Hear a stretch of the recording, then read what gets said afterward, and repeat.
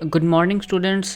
इस वीडियो में हम डिस्कस करेंगे एक और नया चैप्टर जिसका नाम है follow that dream.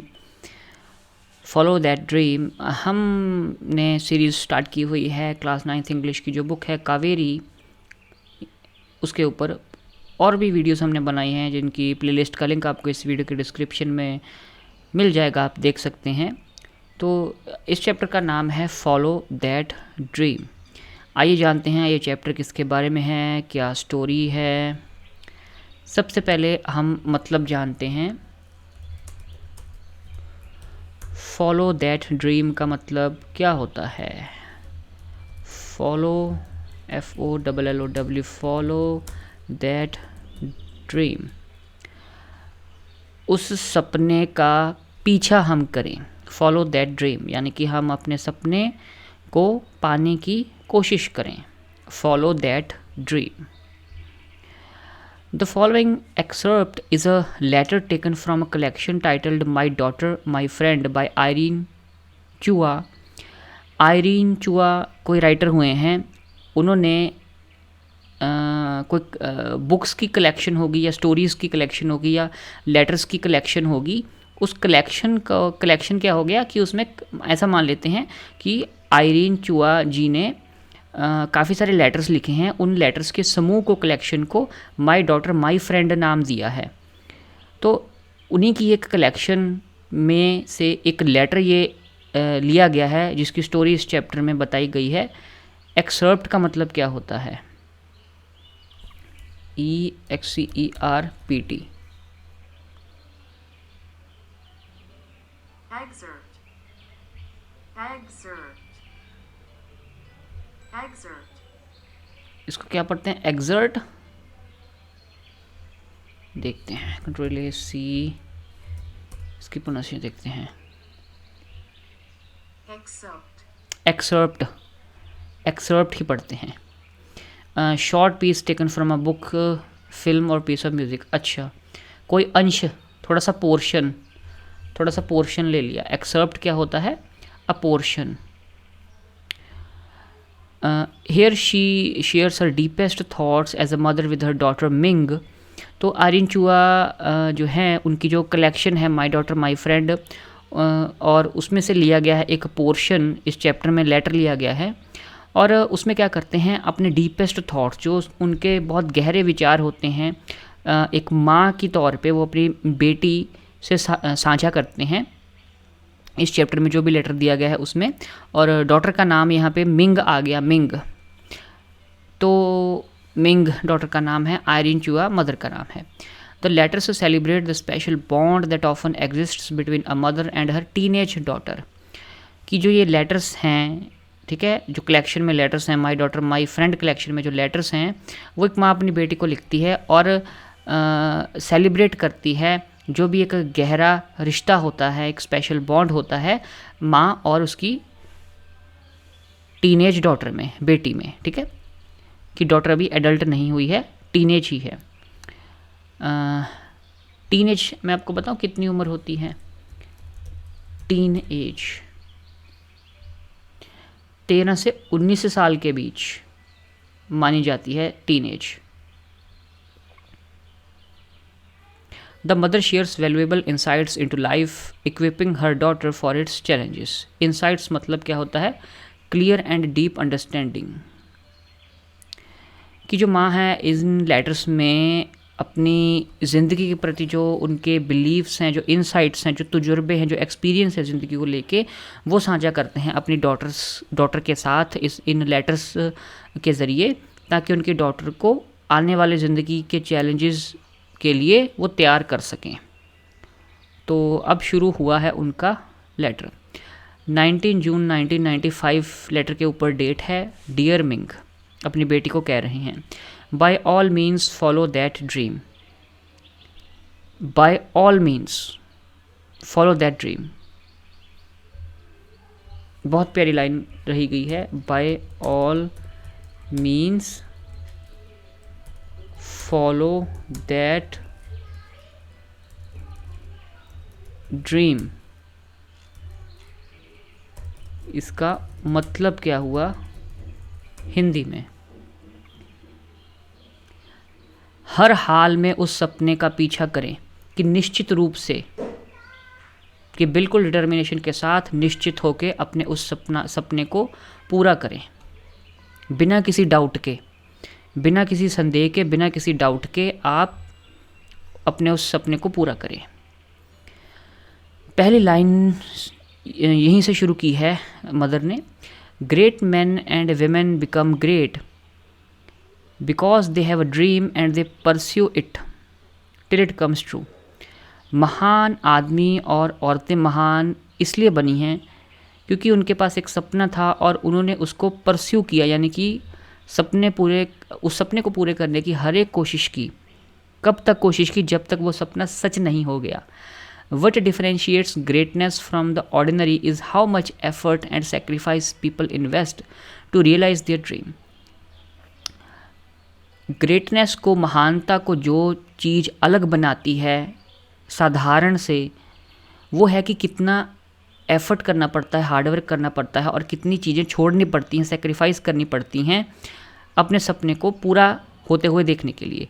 Do you know that to reach world class standard in any field, कि क्या आपको पता है, मदर अपनी बेटी को कहते हैं कि मिंग बेटा, क्या आपको पता है कि वर्ल्ड क्लास स्टैंडर्ड, किसी भी क्षेत्र में वर्ल्ड क्लास स्टैंडर्ड हासिल करने के लिए one has to be singularly and intensively pursuing the subject for at least 10 years. Singularly यानी कि एक्सक्लूसिवली, कि बाकी किसी चीज़ को छोड़, बाकी सभी चीज़ों को छोड़ के एक तरफ एक ही चीज़ को फॉलो करना, परस्यू करना। कि किसी भी क्षेत्र में वर्ल्ड क्लास स्टैंडर्ड हासिल करने के लिए आपको बाकी सभी चीज़ों को छोड़ के एक को फॉलो करते हुए उसके अंदर डीप घुस के इंटेंसिवली किसी सब्जेक्ट को 10 सालों तक आपको उसको पढ़ना पड़ेगा या उसके बारे में जानना पड़ेगा या उसको प्रैक्टिस करनी पड़ेगी। 10 सालों तक एक सब्जेक्ट को, एक एरिया को देना पड़ेगा आपको वर्ल्ड क्लास स्टैंडर्ड हासिल करने के लिए। It starts with a passion for a particular interest. शुरुआत होती है सपने की कि किसी क्षेत्र में, किसी पर्टिकुलर इंटरेस्ट, कोई आपको लगा, कोई चीज़ आपको इंटरेस्टिंग लगी, उसके प्रति आपका पैशन जागा कि हाँ मैं ये करके देखूँ, आप इंटरेस्टेड हुए। That comes the conviction. फिर कन्विक्शन आती है। सबसे पहले आपका इंटरेस्ट पैदा होता है किसी चीज़ में, फिर कन्विक्शन आती है। That it is imperative to realise it. Imperative का मतलब क्या होता है? नेसेसरी। कि उस कन्विक्शन का भी मतलब मैं पता कर लेता हूँ। कन्विक्शन का मतलब क्या होता है?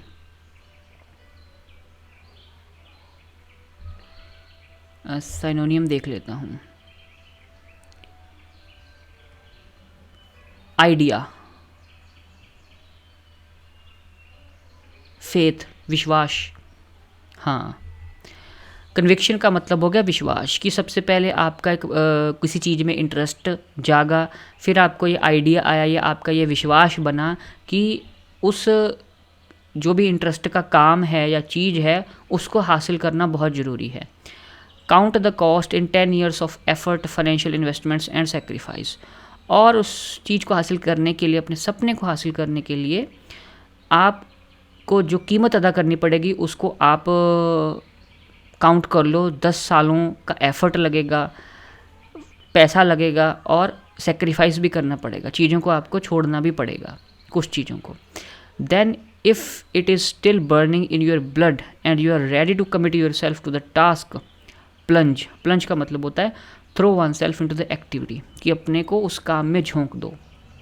कि अगर 10 साल के बाद भी आप में एफर्ट बचता है, फाइनेंशियल इन्वेस्टमेंट करने के बाद, सेक्रीफाइस करने के बाद, अभी भी आपके अंदर वो still burning in your blood, आपके अभी भी खून में उबाल है और आप रेडी हो वो टास्क को करने के लिए, कमिट करने के लिए कि हाँ मैंने ये करना ही करना है, तो खुद को झोंक दो उस एक्टिविटी में।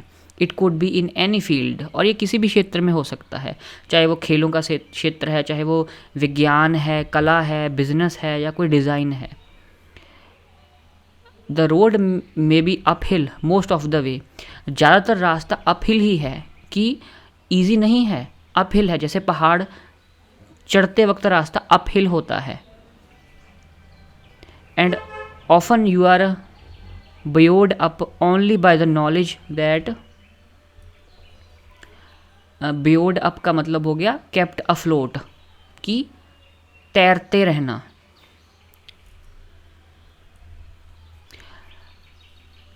रास्ता अपहिल है, जैसे पहाड़ चढ़ना मुश्किल है उस तरीके से, और आप ऊपर सिर्फ तैरते ही रहोगे। और तैरते किस वजह से रहोगे? सिर्फ ये सोच के चीज़ को that you are doing what you love best and are doing the right thing, कि तुम जो कर रहे हो वो अपना बेस्ट दे रहे हो और तुम सही चीज़ कर रहे हो। इसी भरोसे से, इसी बिलीफ को फॉलो करते हुए तुम तैरते रहोगे। When stamina is running out, stamina क्या होता है?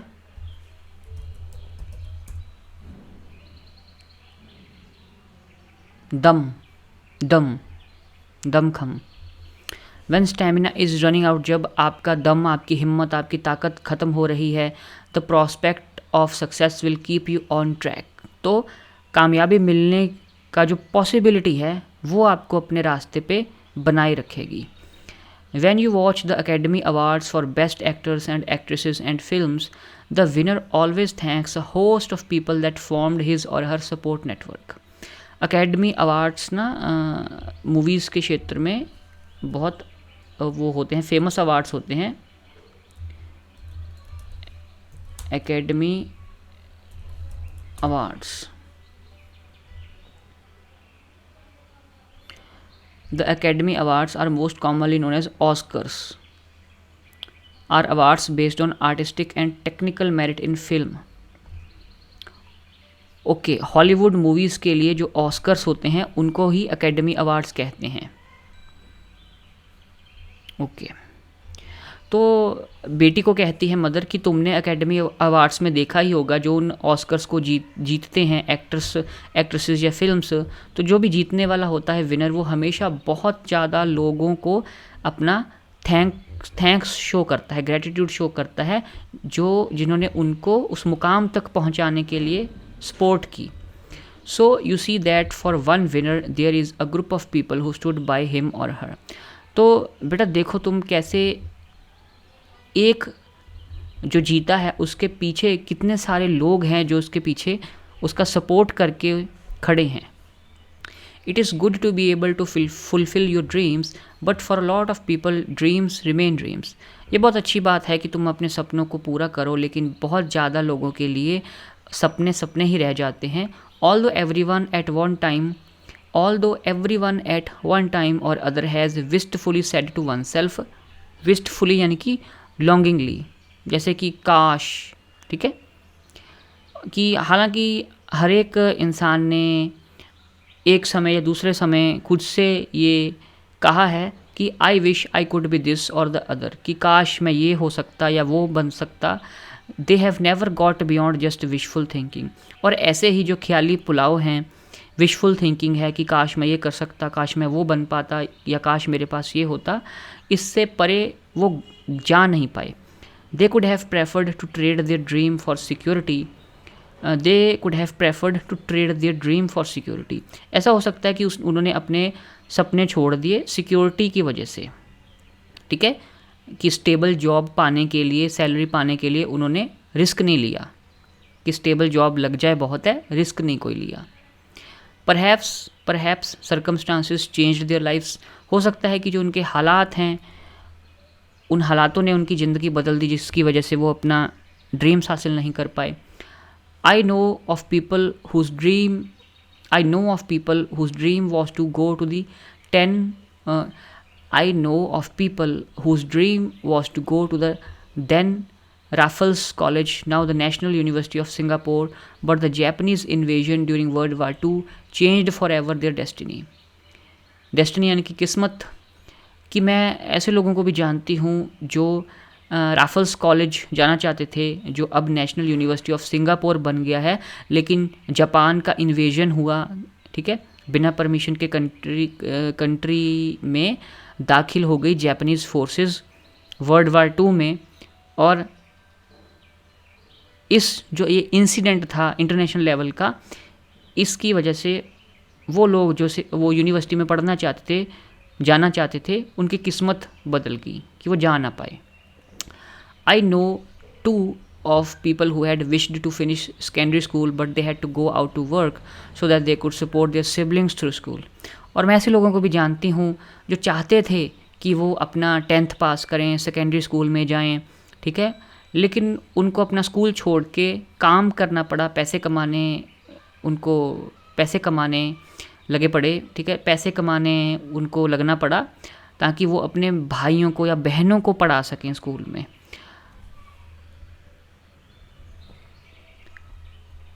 No I am not going to put a wet blanket on your dreams, कि नहीं मैं तुम्हारे सपनों के ऊपर एक गीली चादर नहीं ओढ़ रही, कि मैं तुमको डरा नहीं रही या आपको डीमोटिवेट नहीं कर रही, बल्कि you will also have to consider the years you need to chase your dream. मैं आपको बता रही हूँ कि तुमको ये सोचना पड़ेगा कि कितने साल तुमको लगेंगे अपने सपने को पूरा करने के लिए।